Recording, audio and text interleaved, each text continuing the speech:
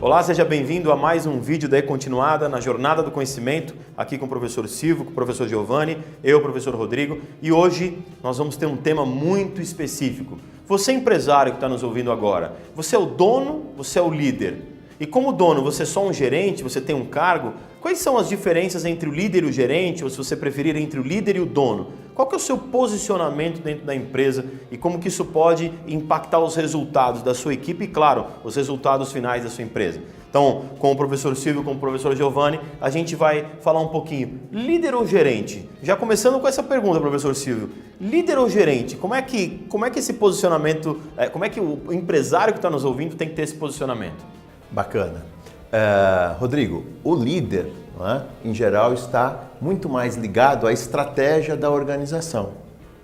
O gerente vai estar muito mais conectado com a operação, ou seja, o líder está muito mais preocupado com o futuro, não é? Ele tem alguns sonhos, não é? O papel dele, né, é um papel que se aproxima muito mais de um empreendedor.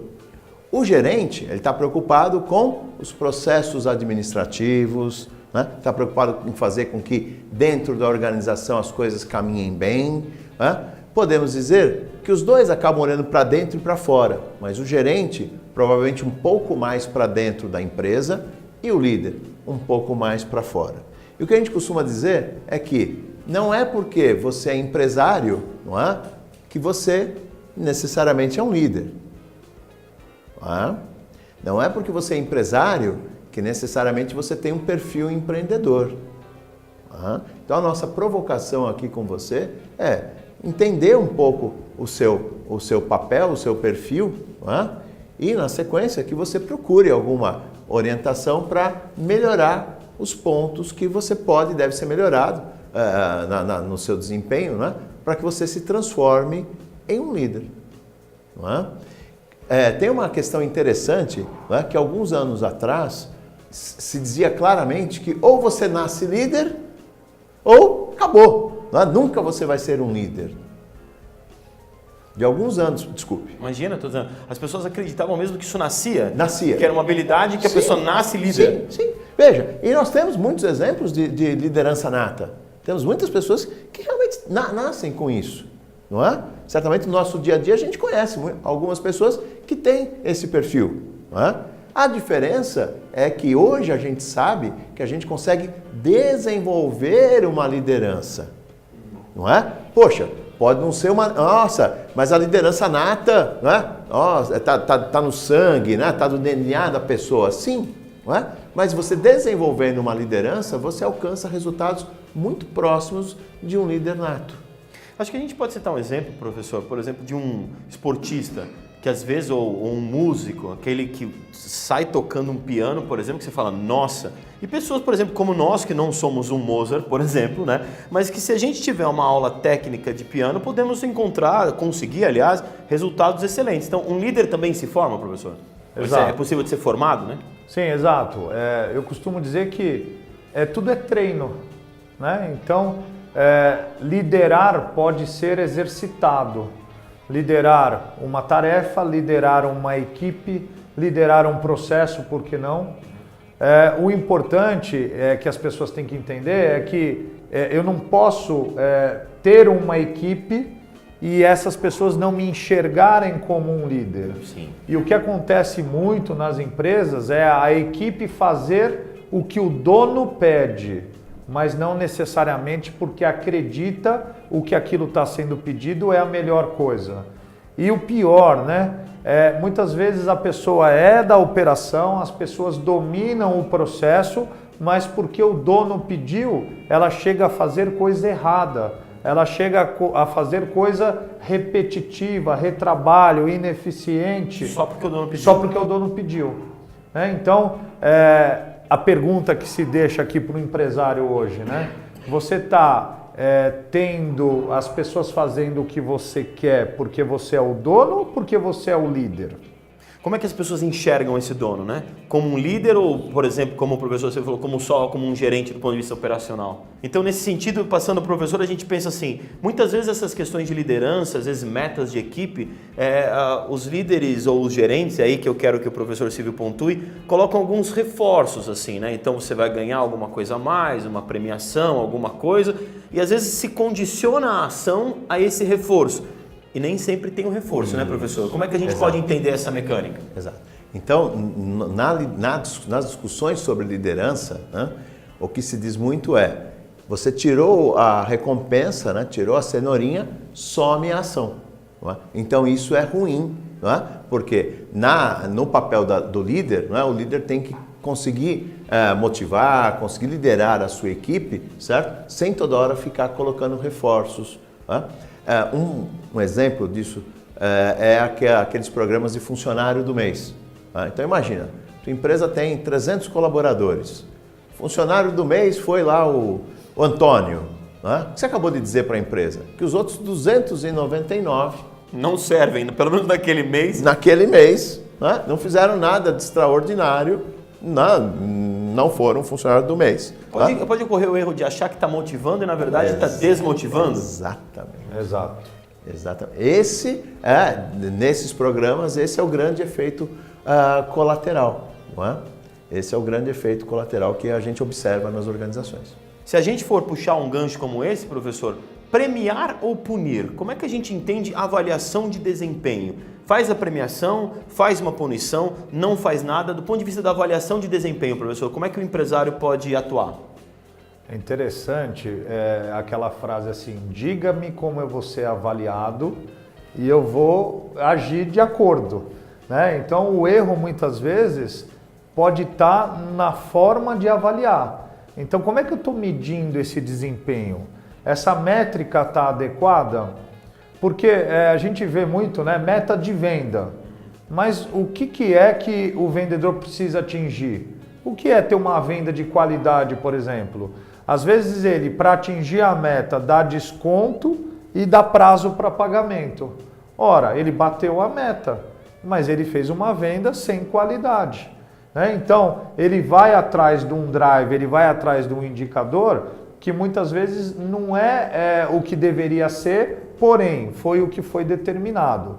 Logo, né, prejudica o resultado da companhia, mas ele costuma dizer a palavra assim, atingir a minha meta. É como se ele tirasse um pouco a responsabilidade, né? Eu atingi minha meta e se eu mudei a regra do jogo, vocês que se viram? Na verdade, não mudou a regra do jogo. A métrica está errada porque, como o professor Silvio usa, ele está olhando para o umbigo dele.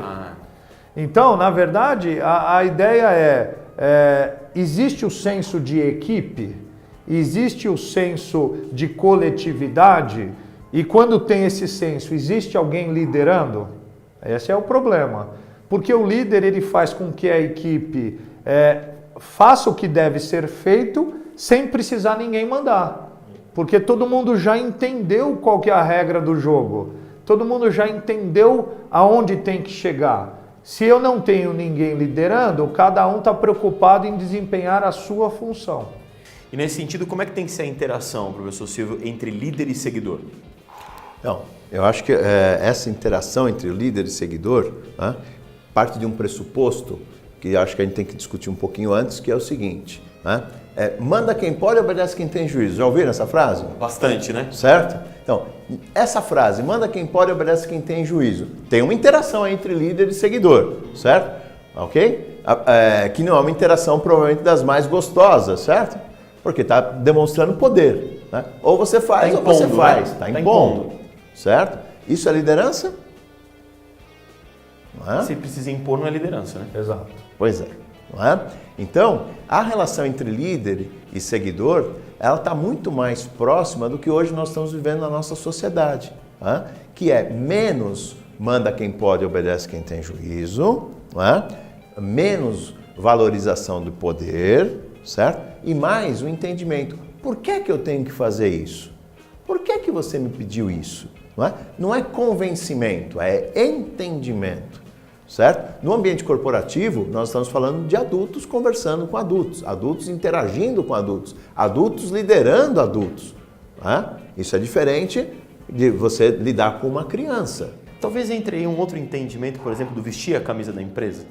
Porque o vestir a camisa da empresa talvez esteja mais associado com entender o que a empresa precisa? Eu costumo usar aquela coisa do emprego e do trabalho, né? Entendi. Então, você vai executar um trabalho com uma missão, com uma finalidade de vestir a camisa e entregar um resultado, ou você está lá passivo no seu emprego, com os seus direitos, né, esperando alguém te falar o que tem que ser feito.